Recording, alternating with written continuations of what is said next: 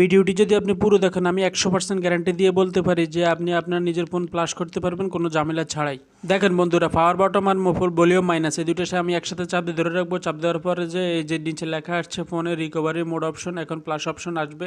এখানে প্রথম আসার পরে এই যে দেখুন আসা ইংলিশে চাপ দিব, এখন টাইপ করলে ধরবে এবং ওয়েব ডাটাতে ক্লিক করব, মানে ফরম্যাট ডাটা। এখানে পাসওয়ার্ড অলরেডি উপরে দেওয়া আছে, এটা দেখে আমরা টাইপ করব। টাইপ করলে অলরেডি চাপ দিলে ফরম্যাট হয়ে যাবে, আপনার মোবাইলে যা আছে সব কিছু ডিলিট হয়ে যাবে। ভিডিওটি ভালো লাগলে ফলো দিয়ে রাখবেন। আসসালামু আলাইকুম। না বুঝে থাকলে কমেন্ট করুন। দেখুন ভিডিওটি নিয়ে আমি আবার রিপিট করে হাজির হয়েছি, কারণ আপনাদের সতর্কমূলক যদি আমি বার্তা না দিই তাহলে আপনারা মোবাইল ফ্লাশ করে আপনারা বিপদে পড়বেন। আর মোবাইল ফ্লাশ করার আগে আপনার যা আছে ছবি টবি যা আছে সব কিছু সরাই নেবেন। আর মোবাইল ফ্লাশ করতে আপনার পিনকোড বা পাসওয়ার্ড যেটা আছে ওটা রিমুভ করবেন না, ওটা রাখা অবস্থায় ফ্লাশ করবেন। ফ্লাশ করার পরে আপনি ওয়াইফাই বা ডাটা দিলে তারপর আপনার পাসওয়ার্ড বা পিনকোড দিলে আপনার আর কোনো সমস্যা হবে না। এই পর্যন্তই।